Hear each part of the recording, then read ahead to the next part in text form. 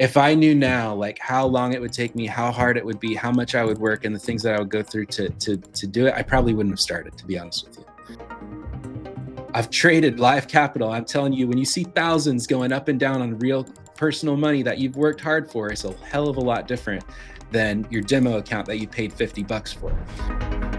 Prop firms are like the Ozempic of the trading space. They look good on the front end. They give you that cheap, easy way in to get fit, to get some profits. But what are the habits and the long-term side effects of taking that Ozempic? What habits are you building while trading in the prop firm, right?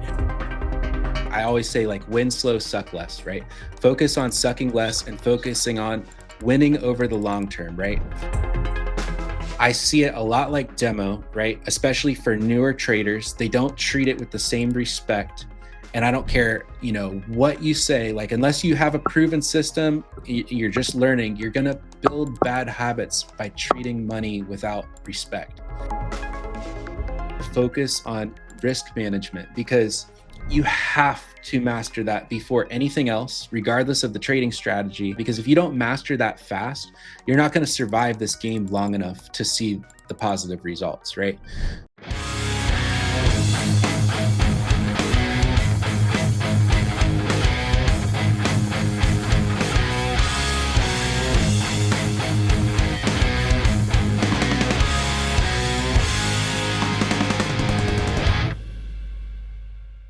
Traders, welcome back to the podcast. I've got Matt Owen here. Now, Matt and I actually just were catching up, talking a little bit about where we're from, and we're a lot closer than we realized, huh, Matt?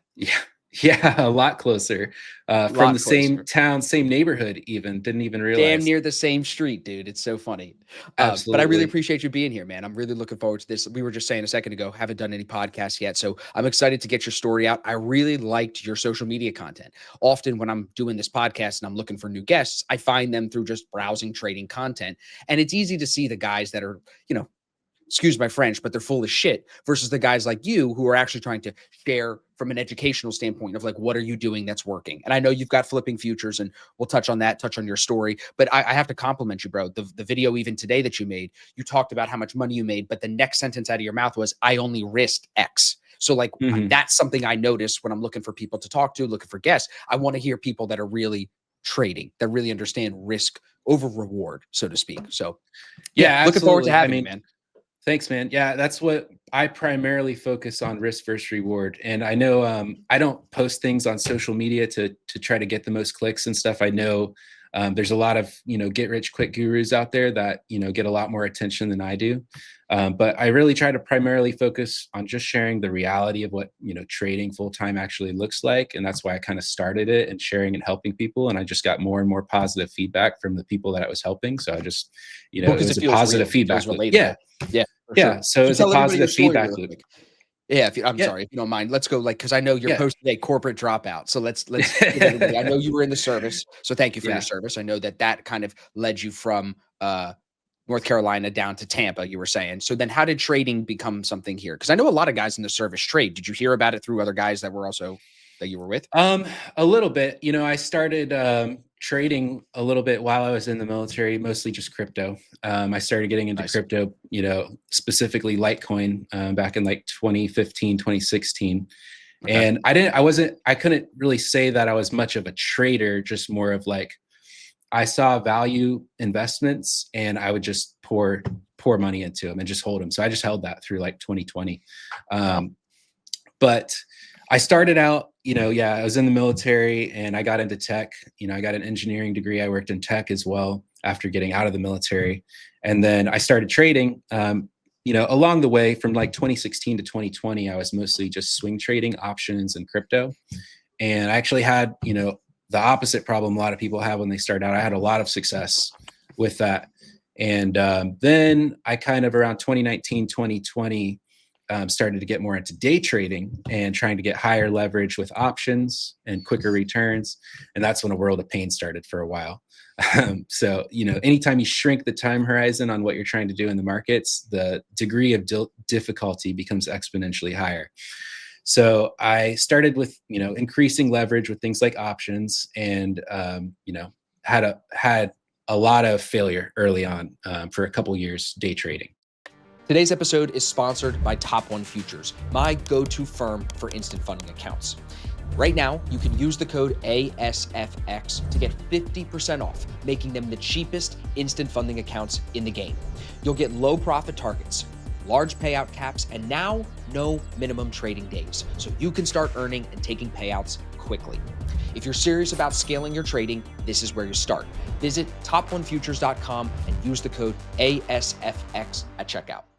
This episode is also brought to you by TradeZella, the best trade journaling software out there by far. TradeZella and I have been working together for a long time. Umar and I have a great relationship, and every customer that we've sent to him stays a lifetime customer with him. I think that's because people use it to analyze their stats, identify their mistakes, and it actually helps them improve their consistency. If you're not journaling, you're guessing. So go to tradezella.com and use the code ASFX to save 20%. That's ASFX to save 20% and start leveling up your trading today. Then I kind of gradually got through the point of figuring out things that work based on just supply and demand, basic technical analysis, and started to really hone in on the psychology aspects of trading and getting better, and started to get success that way. So like around 2021, 2022, things started to really take off for me. And I got a part of a group called Trade, which I recommend to a lot of people as well. So I've been a member in there for a while. Carmine and Dylan in there that run that group were phenomenal mentors and teachers. But I kind of learned through that.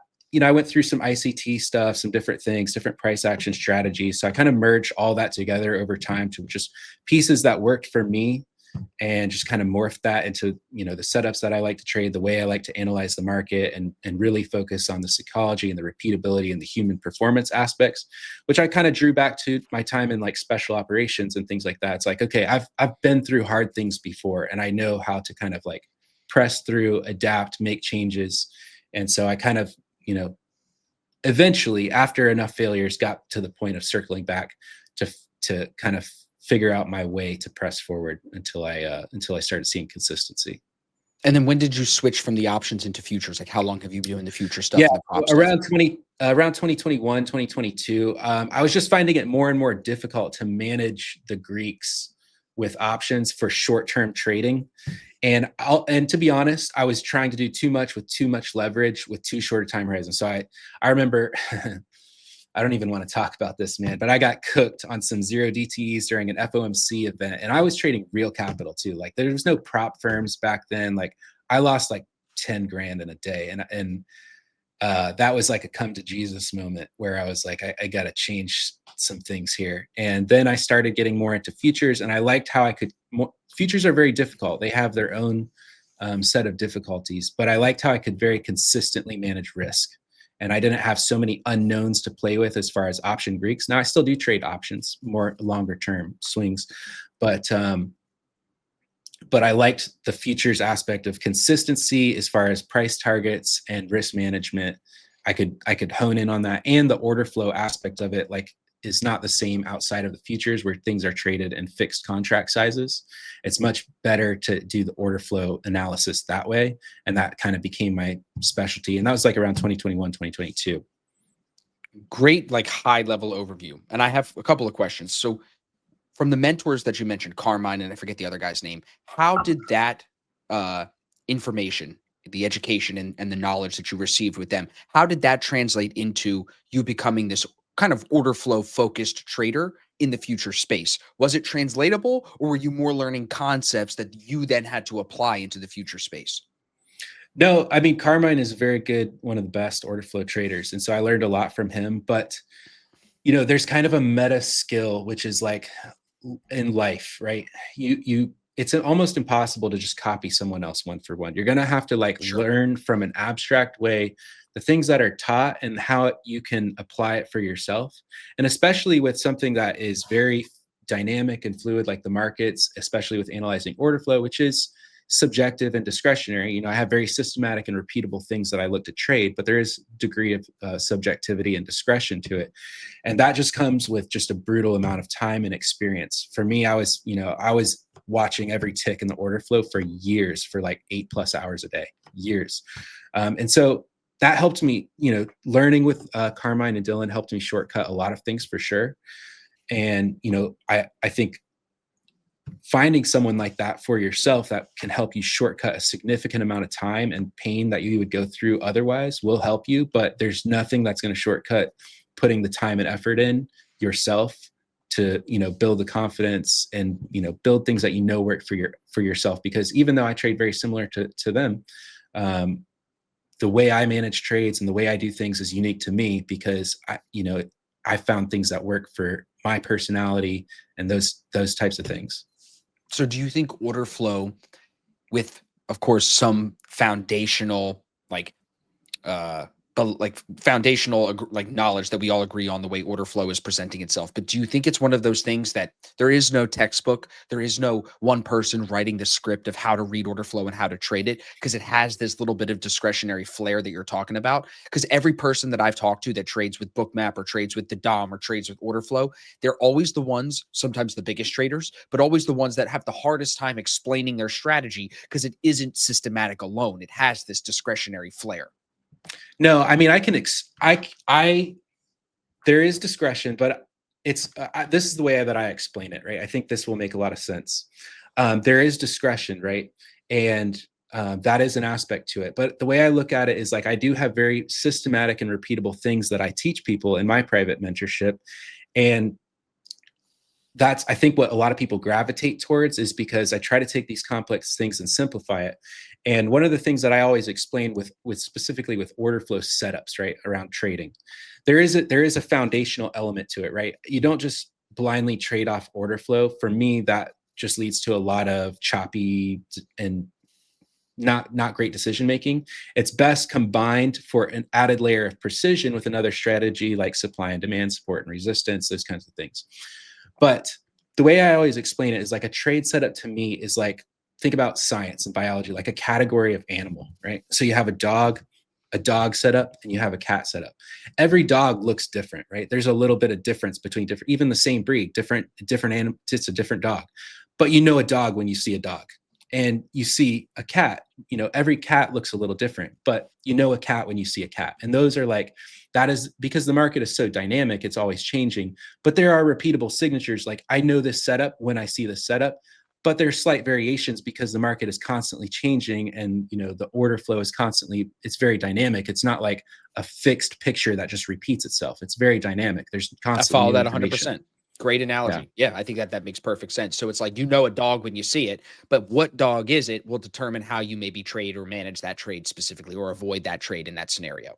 Exactly. Yeah. Interesting. Okay, I love that. Do you feel like order flow is, to my question again about the textbook, is one of those concepts where, like, let me say it like this way: with a VWAP, I could teach you how to read a VWAP, I could teach you how to anchor it, and then it just is, right? Like, it's either above or below the VWAP or sitting on the VWAP. It just is. But with order flow, I feel like it's more of one of those things where you only learn it to the level that it needs to be learned by watching it. Like, is there any course that you think that's out there that teaches people how to read order flow correctly? Because I haven't seen it. I think about like Rips. I think about some of these other guys that trade Bookmap, Pulsini. Yeah, they have videos where they talk about it, but it's like you said, it's a snowflake. Every trade is so unique. It isn't like written rules to follow. Am I making sense there? Yeah, I would agree a little bit. I do have, Okay. I guess in a future thing we could dive through like a specific setup to give an example, right? Because I do have very certain criteria, but it's not going to be. There is a level of because analyzing the order flow is so dynamic. Every moment is unique. It's going to be impossible to be like, oh, here's a fair value gap, and here's a retest of that fair value gap, and you put your stop loss below where this candle opened. Like, it's not like that because it's so dynamic, and orders are changing constantly. But there are very repeatable signatures and things that I look for and gauge, and I specifically come into each day and analyze kind of supply and demand levels and volume profiles to come up with very specific levels. And then I'm just looking at the order flow around those levels to find one of the repeatable entry signals that I look for, to get basically a razor sharp precision that gives me much higher risk versus reward than if I was just, buying on a breakout or above VWAP or something. Like today's trade, you caught the retest and you were able to snipe it to almost the tick. Do you think that the order flow is controlled by algorithms, majority. Hey traders, real fast, before we keep going, I want to let you know one more thing. The Black Shirt Club Mentorship is officially open for enrollment. That means we're looking for 10 dedicated traders to join us heading into the new year. This is normally a 3-month program, but I'm really trying to fill these 10 spots. So we're actually offering a 4th month for free. You get to trade live with us every day. You get private coaching calls every week, and you get access to our suite of tools and indicators, all included with your membership fee. So if you want to apply, head to our website. There's a link in the description. It's asfx.biz/BSC. Again, that's linked in my bio on social media, link down below. If you're looking to work with me and our team, apply now.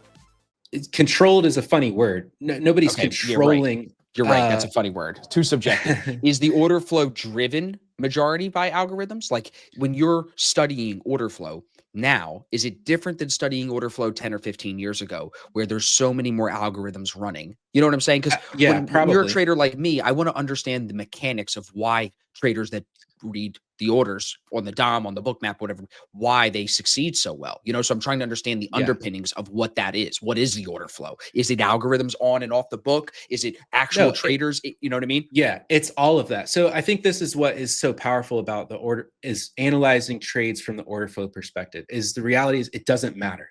Because at the end of the day, whether you're an institutional trader, a retail trader, a high frequency algorithm, if you're going to take a trade, an order has to be placed. And in the futures market, the exchange is centralized. So this does not apply to like Forex or something that does not have a centralized exchange. But in the futures market, it's centralized. So it doesn't freaking matter who or what or why. An order has to be placed. And regardless of who or what or why, I can see that their order was placed. So the who or why, whether it's an algorithm, whether it's an institution, it doesn't matter because I can see their orders. Now there are things that I see on the tape, right? As I read it, that I'm like, this is size and frequency that a retail trader could not do. And I look for those anomalies because I'm like, okay, I know an institution of some sort is using some kind of algorithm to fill orders here because there's too much size, it's too fast, it would be impossible for retail to do this. So that there are anomalous things that happen that I specifically look for trade setups because I know bigger players are getting involved there and I'm just following in the waves that they create. Can you give any specific example on that? Now I'm interested. Like, what does that look like on the order flow when you see these bigger players? And like you said, it doesn't matter. It could be Goldman, it could be Foldman. It doesn't really matter. It matters that the orders are getting filled, the orders are coming on the book, and then you're reacting to that more so than reacting to orders that maybe are at a different price on the book than we're currently at. Am I understanding that part correctly too? Correct. Yeah, I don't look at resting orders too much. Like I will look at, highs and lows where liquidity exists, like mini stop orders and things like that, and limit orders where, so I will look at the heat map, but I'm more looking at the heat map in real time, and I'm looking at the actual executed orders because people spoof the market all the time with big things on the heat map. That doesn't mean anything to me until I see it actually execute, and then I will see things passively follow price, on the heat map, like rebidding and reoffering, where they will get their order filled as high as possible, and then any little pop, limit orders follow it down in a very algorithmic way. I will look for things like that. So in a real world example, like say price breaks out over a high. So first of all, let's assume that the market is bearish, right? It's downtrending, and then it breaks over a short-term high, and I see a ton of aggressive buying come in. So market buy orders, and price goes nowhere. It goes completely flat and then drops back. Right. It's being absorbed. So I know I can see on the heat map and by those aggressive orders and the size of them that there is significant passive participants sitting there. And then say price drops back aggressively and then it retests with weaker buying. And on that weaker buying, I also see now randomly on the heat map more passive orders hitting them, absorbing them and stacking up. That is activity that, I would mark as it'd be very hard or impossible for retail traders to do that with that precision and that size. So those are kind of anomalous things, and that would be like a fake out top reversal. And I look at those things to not only gauge like maybe a top reversal setup, or if I was possibly looking at a breakout setup, I would know to avoid that based on seeing that order flow that I know looking at a candle chart alone, you might be like, oh, this is a great breakout opportunity. But looking at the order flow, I'm like, oh, no, it's not. There's a very good chance this is going to reverse. So let me avoid the breakout setup. Have any of these setups that you're looking for been automated? Have you tried to automate any of this? No, I haven't tried to automate this. And I've spent a lot of time thinking about ways that it could be automated. It would take some pretty sophisticated developers. And I'm sure there's teams of people, at big funds that do. But for the way that I trade, it's very discretionary and very dynamic. Like I said, everything's a little bit different. So it would be nearly impossible. I don't want to say impossible for me, but I'm sure that there are It'd be a very difficult task, is what you're saying. Yeah, very. I assume there's teams of coders with AI learning AI algorithms, training AI algorithms and things like that to learn and execute them. Exactly. Right. Yeah. Not as available to the retail guy. Okay, so that's interesting. Let's go, not to bounce, but that's kind of what I do. Bounce back with me a little bit. Your background in the service. I find that I attract a lot of people to my mentorship group who are in the service or were servicemen or women. Mhm. What are some of the qualities? Because I know you're talking to a lot of traders. I see the good reviews on your WAP page. I see that something's clicking here. So I'm curious to know from your perspective, if you've helped people, that means you know what it takes to be a successful trader, not just for yourself, but to give that to other people. So what are some of the characteristics, do you think, either from your past or just from your coaching experience now working with other traders? What are some of the characteristics that stand out that make a successful trader? One of the biggest is resilience. And resilience is probably one of the biggest things that I carry with me from, being in the military. And let me define that for you. So resilience is, in many different terms in psychology. I like how Hormozy kind of defines, I don't know if you follow Alex Hormozy, but he defines things really well. Yeah. And I think I like his focus on applicable psychology. Like, what does that actually mean to my trading, right? And resilience for me, definition wise, means like when something derails you, like say you're disciplined, you're following a system, but something happens either in the market or you fail to perform the way you should. How long does that derail your performance before you return to your baseline behavior, right? If you're not a very resilient person, when something derails you mentally or something occurs that you weren't expecting in the market, how long do you spend in that time period where you're mentally like off balance and not performing at your peak before you return back to your baseline good decision making? It's a learnable skill, and we all, have varying degrees of resilience, but the more you can, in a sense, get hit in the face and come back and continue to operate at a very clear mental level without letting that impact your performance, you're going to have a higher chance of success. That's a good answer. I think that answer reminds me, I had a guy on, he said self-regulation. So I think you combine the self-regulation with the resilience, and you probably get the kind of guy that does exactly what you're talking about. He can get punched in the face, stay emotionally stable enough to where that shouldn't lead to more spillover. But inevitably, the new trader in all of us will repeat mistakes. So do you want to speak on for a second, just in the coaching that you've had so far with the guys, especially in the future space around prop firms? Is there any advice that you're seeing? Are you seeing too many people overtrade, oversize, and maybe speak on how you're helping them work through any of those common issues that you're seeing? Yeah. So I don't play too much in the prop firm space. I purely trade personal capital, and I tend to recommend that more for people starting out. We can dive into why, but there is opportunity with prop firms, and you certainly can gain leverage and exponentially increase capital. But when you're learning, I think a lot of the mistakes come from being focused on the past or the future, and you're not focused on the present moment. And when you have any kind of monetary goal for your outcome, you're not focused on the process, you're focused on the outcome. And I know it's kind of a cliche thing to say, focus on the process, not the outcome.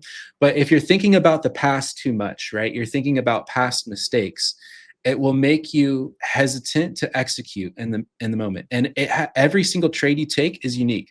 The result you could, we could talk about the dice game, right? But every single trade you take has a unique outcome, and it's just a probabilities game. You'll have periods of underperformance and periods of overperformance. And so you have to be very in the moment and realize that and accept that, and completely eliminate any focus on the past or the future that creates fear and FOMO, which leads to bad entries because you entered too late, you didn't trust it, and you're fearful. Or FOMO, you chased it, and that leads to the opposite problem where you start skewing your risk versus reward and things like that. Both are because root cause, often because you're focusing on the outcome, and you're focusing on things that could happen in the future or that have happened in the past. So well said. I think I just saw the video where the guy was talking about, it was Laird Hamilton, who runs like Laird Superfoods. And he was like, if you're thinking too much in the past, you're depressed. If you're thinking too much in the future, you have too much anxiety. So, right. So same kind of concept. Very true. Before we go down the prop firm rabbit hole, you trade personal capital. Has it always been that way? Did you ever do the prop firm stuff? And then maybe if you want to speak on for a second, why you prefer trading with personal capital? I dabbled with it, but no, I primarily just trade personal capital. I think, there's a lot of pros and cons to it. Obviously, there's plenty of people that can sit here and, show you how much, they've extracted from prop firms. So it's certainly valid. I'm not derailing it by any means. Sure. But for me personally, I see it a lot like demo, right? Especially for newer traders, they don't treat it with the same respect. And I don't care, what you say, like, unless you have a proven system, you're just learning, you're going to build bad habits by treating money without respect. And, it's going to be very hard to get that back. And so even if you develop good technical skills, if you start taking that into real capital, real money, it's gonna be a different game. I promise you. Even versus prop firms, as much as people say I treat it the same. No, you don't. I'm telling you, I've traded live capital. I'm telling you, when you see thousands going up and down on real personal money that you've worked hard for, it's a hell of a lot different than your demo account that you paid $50 for. Okay. And so, as far as long-term sustainability, I think it's better to build personal capital. Even if you trade prop firms and you have a good trading system and you manage that, build your personal trading account. Because, who knows, prop firms might not even be here in a year. Regulations could change, whatever. But, I'm not knocking people that do. I'm not a hater by any means. I don't hate anybody. There's a million ways to make money in the markets. But I'm just saying the goals and the rules and everything of prop firms, it's designed, it's a zero-sum game, right? If you make money, they don't make money. Let's be honest, right? So and the market's the same way, right? So just trading live capital is also the same way. Mm-hmm. But if you're putting too much of your focus, like by default, right? If I asked you, like, why would you trade a prop firm? It's for leverage, period. Yep. You want a bigger outcome, period. Yep. There's no other reason. So if that's your focus going into trading, and you're a new trader and your focus is on a bigger outcome, and it's not on the actual process of being a good trader and developing a good trading system, habits. You're right. Building bad habits. I don't think anyone can disagree with you. And I think the only other person that the prop firms are for is for the new trader, like for someone that doesn't have 5, 10, whatever amount of money to put into a trading account. They may be better off, maybe not everyone, but some of them may be better off in a prop account to take that first payout and to limit their downside and try to see some success. But I think you're right. If you're trading with prop firms as someone who knows how to trade, you either have to be copy trading to scale it and use the leverage properly to make it worthwhile, but you also have to be conscious of the habits that you're building, right? To just be blowing through these accounts, losing half your available drawdown in a day. You can't really be doing that with your own personal capital and expect it to be a sustainable career. You know what you made me think of? Tell me, this is a funny analogy. Prop firms are like the Ozempic of the trading space. They look good on the front end. They give you that cheap easy way in to get fit, to get some profits, but what are the habits and the long-term side effects of taking that Ozempic? What habits are you building while trading in the prop firm, right? So you don't Yeah. know they're laying underneath the surface. They come out when you're like 45 and you have this wheezing cough and you don't know what it's from. It's from all those years on the Ozempic, you know what I'm saying? Or whatever it is. But that's kind of what it feels like. And you're right. Like, who knows what comes with regulation? Who knows what comes with the future? And I think from like a trader's perspective, you want to view it as, I'm trading and learning how to trade this process. And then I'm going to either apply it to personal capital or apply it to prop firms. But they're two separate games, definitely, Yeah. if you want to stay in the game. Yeah. When you encounter traders on social media and they see you trading, you post TradeZella a lot, you show the trades, the entries, the exits. Do you see them often trading prop more than personal? Like, I'm just asking from your perspective, do you see a lot of guys trading personal capital? Because I don't. Everyone I talk to is like prop firm, prop firm, prop firm. Funding company. Yeah, it's kind of taken by wildfire because it's an easy sell, man. Like everybody wants to get rich and they want it to be fast and they want it to be easy and they want it to be guaranteed, right?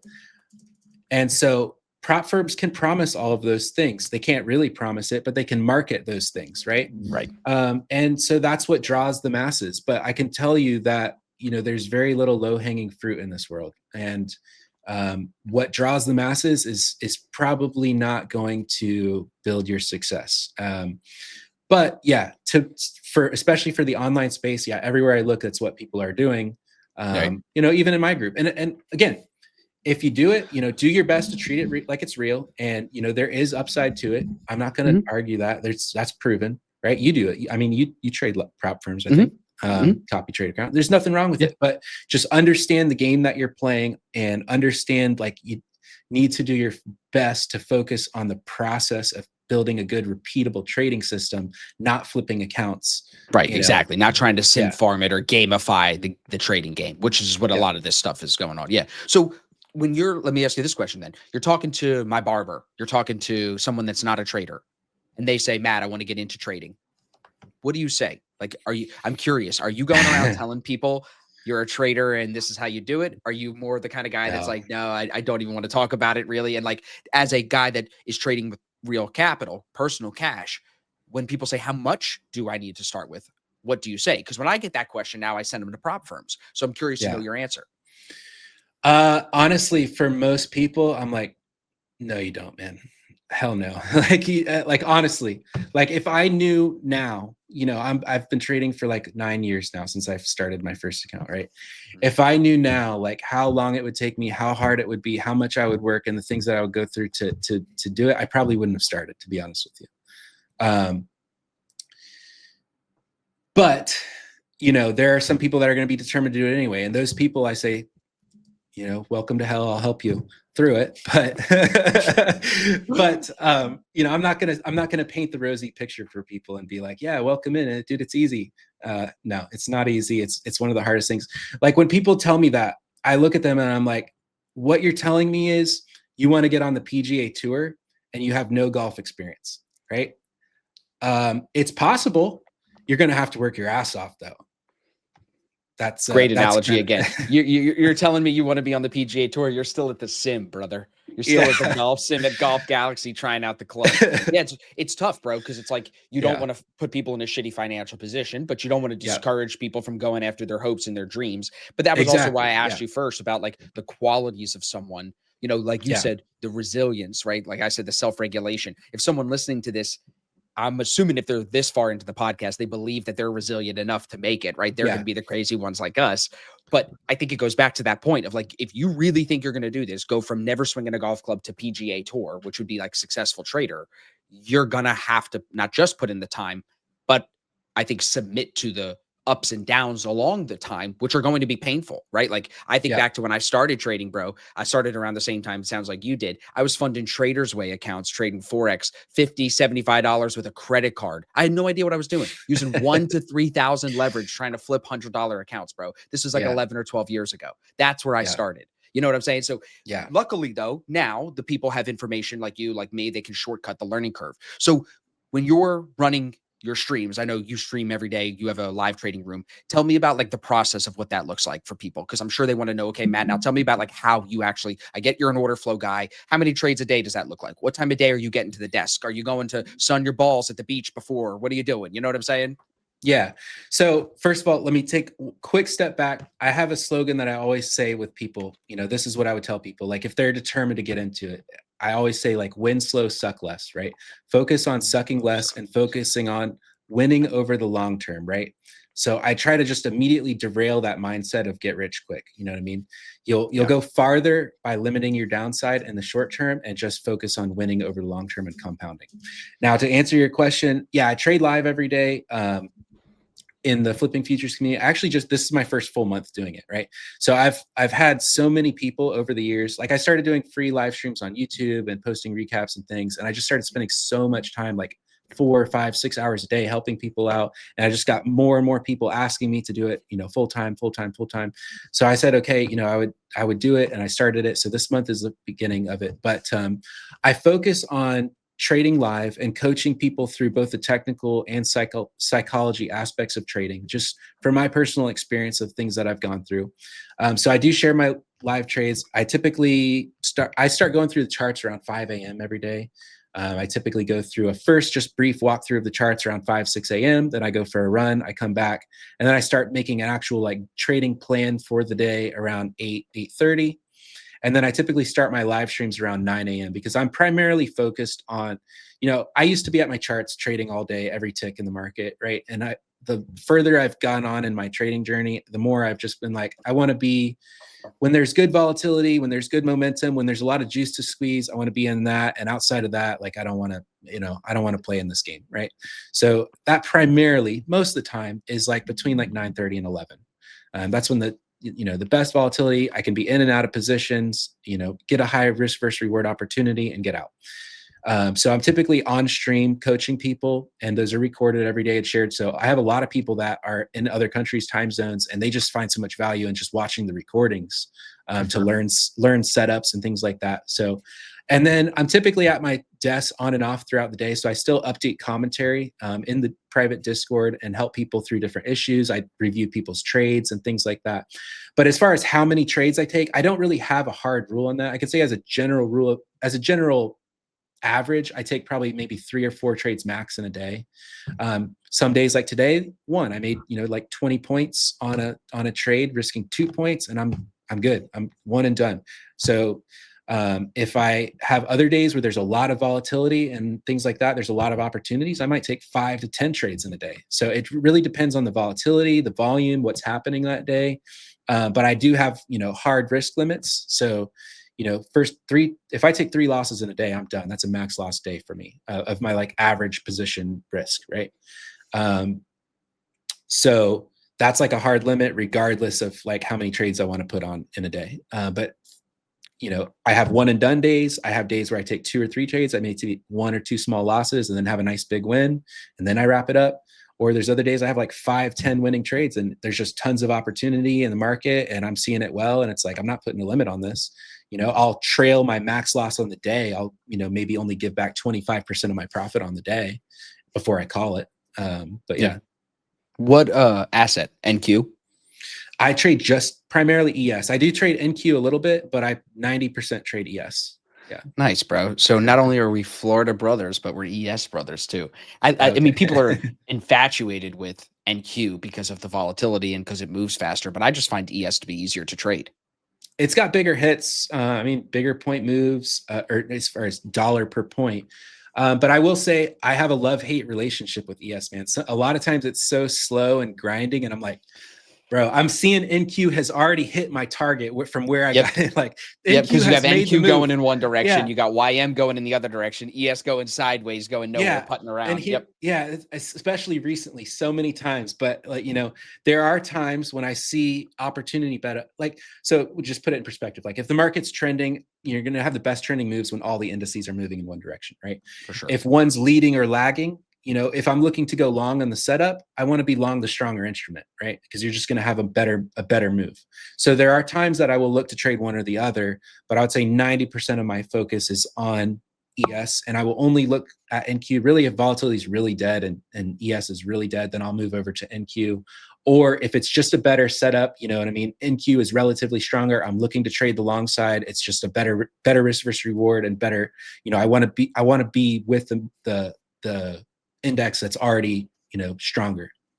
100%. Yeah. Do you find the people in your community gravitate towards ES because of you, or do you find that they still want to trade NQ and apply the same concepts? Would the order flow and these, like, the volume profile levels that you mentioned, will they apply across all three indices? Could we do this in gold even? Could, like, when does order flow apply to anything, or is it specific to Yeah, US it does indices? apply to anything, any futures, things that trade in contract sizes. I mean, I was even, you know, order flow. I was even when I was swing trading stocks, you know, options and stuff like Mag 7 stocks, I was still looking at level 2 and analyzing that. That's order flow. Yeah. But yeah, you can use it on anything. I actually want to get more into gold. I know some people that do really well with gold, but you know, I'm at a point where, like, I have something that works, and I'm just trying to avoid shiny objects. You know what I mean? Exactly. I feel that 100%. But yeah, most people in my group trade ES. There are a few that trade NQ, but I have people in there that only trade NQ. But they've told me, like, they get so much value out of just, you know, the coaching and the psychology aspect. Even though I don't even trade NQ most of the time, they still just want to be in the group because it helps them Right. so much with their performance trading. I believe that. Yeah, it's interesting that the concepts work across any asset. But what's interesting too is, like, you were trading options before with the zero DTE. The zero DTE stuff, I feel like, has kind of changed the way the futures markets work, especially with ES, with the zero Oh DTE, yeah. how the options dealers have to hedge their positions. I've had a couple of guys, big options traders, on the podcast, and they've kind of talked to me about that. Do you know anything about that and how that works? Does that play into your strategy at all? Definitely. I mean, because you have to think about different participants in the futures market, right? There are, you know, people that are speculators like you and I that are just making short-term gains on, you know, the waves that big players make. But there are also, you know, big hedgers, and, you know, there's not so much of, like, what the futures market actually started out for, right? Like commodities. That was what the futures market started for. Um, I'm sure that exists, but yeah, like, probably more in, like, oil and gas and, you know, those kind of commodities. But as far as the stock indexes, yeah, I mean, they definitely hedge. I look at things like the VX to get a gauge for the interest for puts. Like, VX is based on, you know, put interest on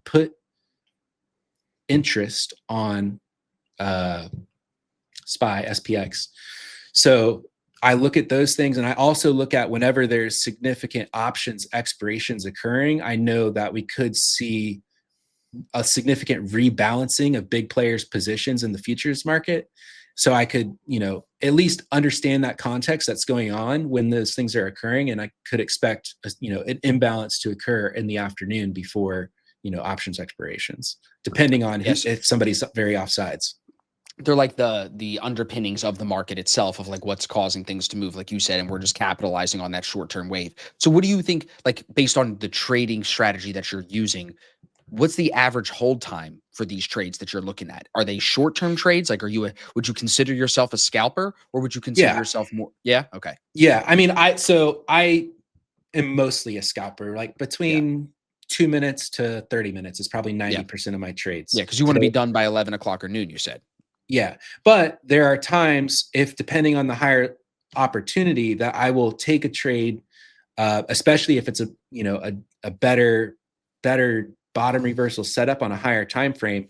I will take it with both futures and options, and I will hold the options position as a longer term swing trade. I don't like to swing trade futures, one, because of the margin requirements. It's stupid high. Like, I could, like, I only risk like 1% per trade based on my account.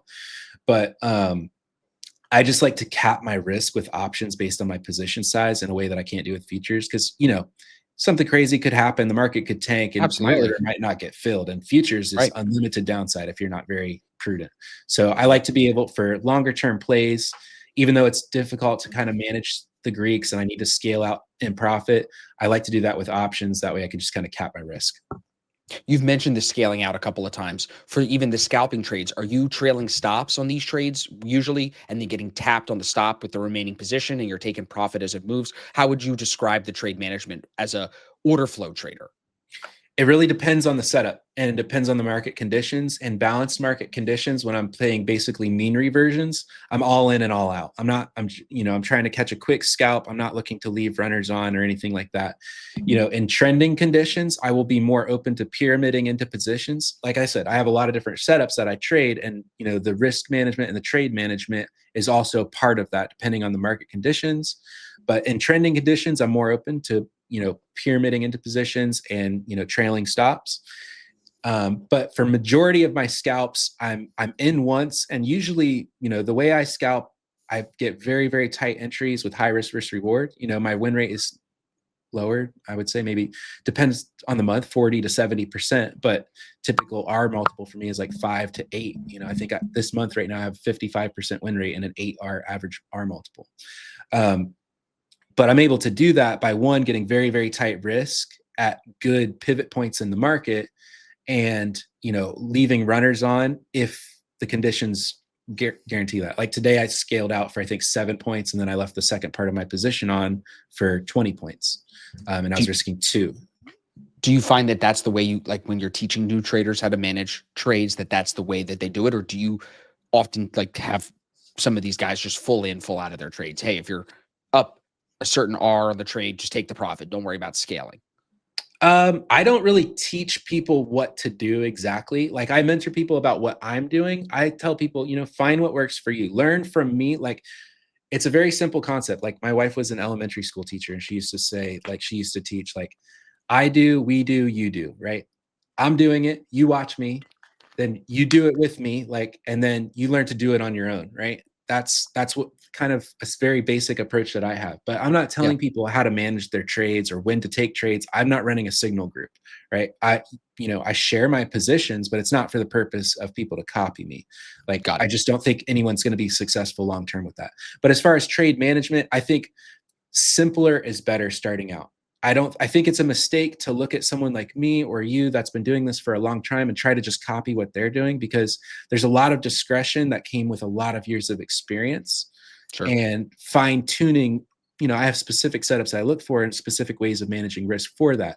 But for most people, I would recommend, one, having minimal size, having a little bit wider stops, because the tighter you try to have stops, you're going to get swept out. Especially in the futures market, index futures market, it's very liquid, and it's very dominated by HFAs. So there's a lot of games that are played. So I would say it's easier to have a set amount. Like, I don't take a trade unless it's at least a 2R target, right? So at least that, and then if it blows right through that, just trail your stop. That would be the easiest thing. But I would say don't trail. Don't try to leave runners on. I would say all that kind of stuff. I would say have one stop, set one target, and the only trade management that I'm just saying personally, if I was starting out, right, with less experience, have one stop, have one target. That's a valid target. And then the only trade management I would do is like moving my stop to break even once it's sufficiently moved in that direction, and then don't touch it. More often than not, you're going to hurt yourself just touching it. That's what I was going to say. You end up micromanaging it too much and costing yourself money, or moving a stop loss and doing something stupid, costing yourself more money. Right. So I think that's great advice. What other advice would you give to yourself if you could go back to the beginning? I mean, you have gone through so many different iterations of yourself as a trader. Even today, in the 45 minutes we've been talking, you hear it. Like, you've learned and taken in different information, traded different markets to get to this point now. What would be, if there, I hate the word regret when it comes to trading, because you wouldn't be in the position you are right now if you had regrets, right? But what would you change? What advice would you wish you would have been told? Is there anything you could say for the listener? Yeah, just, focus on the process. One, focus on developing repeatability in what you're doing, right?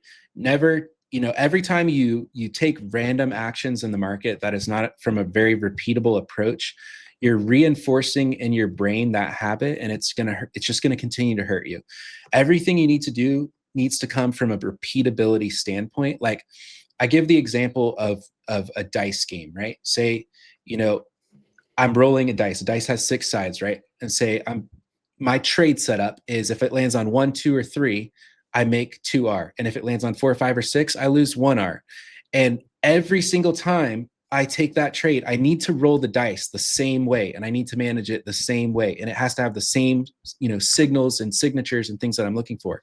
And if I change how I'm rolling the dice every time, then I'm changing the game every time, right? Then it's like, now the game is, if it lands on 1, I make 3R. And if it lands on 2, 3, 4, 5, and 6, I lose 2R. You know what I mean? Right. So you need to play the same game so you can build consistency and then know your data about it so you can fine tune it. I spent way too much time just buying and selling because I was looking at charts, looking at order flow and things like that without like a very systematic approach and tracking things with like TradeZella.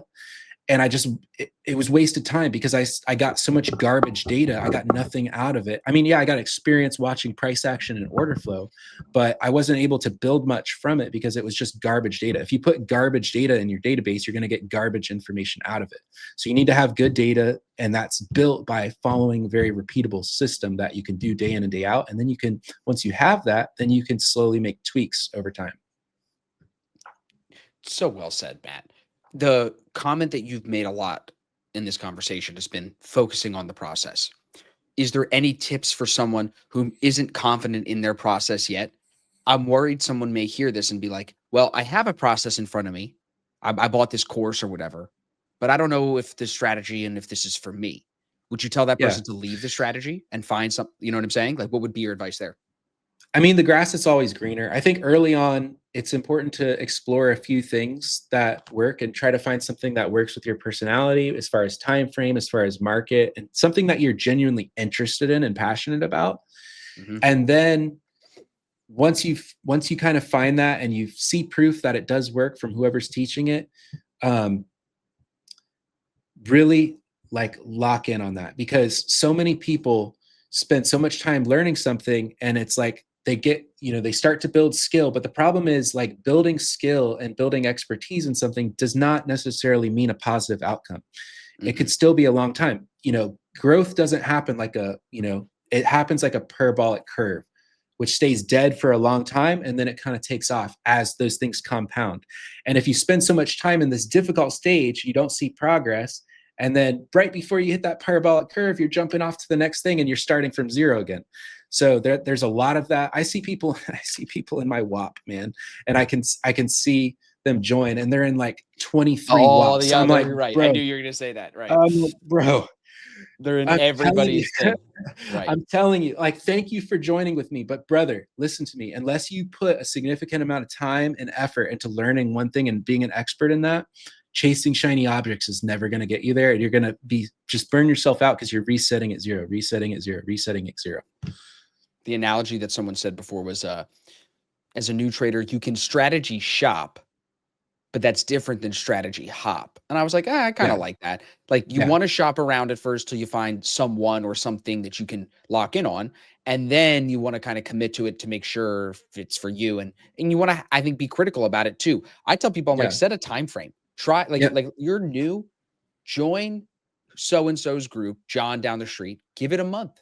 Don't just bail right on a certain one bad day. Give things time, because nothing in the markets comes quick. No one's making their fortune in a day, like you said already. No one's making it all the way to their home run grand slam in one trading session. So you got to give things time to evolve. Too many people will take a few losses and then think it's the strategy, or they can't do it, when in reality it's just part of the game of playing probabilities. And I feel like you, as someone who's looking for 2R and winning sometimes, closer to 50%, not 80%, 70%, some months, you said, you probably know that very well, that you're going to take some losses, but those wins then, if managed correctly, end up outweighing the losses. And I think that that's the right mindset. You want to be looking at this trading game with that long term of like, I'm going to get punched in the face, like you said a little bit earlier, but the resilience will keep me in the game for the long term, to see those probabilities out, to see the data actually play out in my favor. But you said it really well. Like, the people need to see this almost like you're a scientist. You're doing a hypothesis. You're testing something. And if you start changing things every time you take losses, it's shit data. That's all you can call it. It's shit data. Exactly. And regardless of what the strategy is, regardless of what, there are things that transcend trading strategy that make a trader a good trader. And above all else, I would tell people, focus on risk management, because you have to master that before anything else, regardless of the trading strategy. Trade consistent risk consistently with your risk per trade, with your risk per day, that you can survive. Because if you don't master that fast, you're not going to survive this game long enough to see the positive results, right? If it's a matter of survival for the first few years. So if you don't if you don't manage the if you don't master the risk management portion first, then nothing else will matter, no matter how good the trade strategy is, because you're not going to survive the game long enough to be a master at it. That's exactly it, dude. All right, so let's do this, everybody. This was a great conversation, Matt. I really appreciate you giving us all the time. Yeah. I'm going to link to the WAP. I'm going to link to your socials in the description to the video. If you listened all the way through, everybody, comment below what you'd like to hear more from Matt about. If you'd like us to do a deep dive in part 2 with trade examples and strategy, we can do that. If you want it to be specifically on how Matt uses Bookmap and order flow, we can do that. But comment below, let us know what you like, let us know what you want to see. But I think, Matt, this has been great, bro. I definitely would love to have you on again for a part 2, do some strategy, see exactly what you're trading, and then maybe even compare my trades that day to your trades, see what we could do. It's cool to have another guy in the game. And you're going to be a good resource, I think, for people in a crowded prop space. As someone who's now making content and focused on personal capital, I think that's going to help blow you up, bro. I think that'll be a really good attracting piece to people that don't want to do prop anymore, want to trade personal capital. I think they're going to find you attractive for sure. So thank you, bro. Thanks, this Austin. has been great. Yeah, definitely. Appreciate you having me on here. I hope people got some value from it, at least, to see progress for themselves regardless. But appreciate you, and look forward to the next one. Absolutely. Everybody, thank you for listening. We appreciate you as always. Make sure you subscribe, and we'll see you guys in the next episode.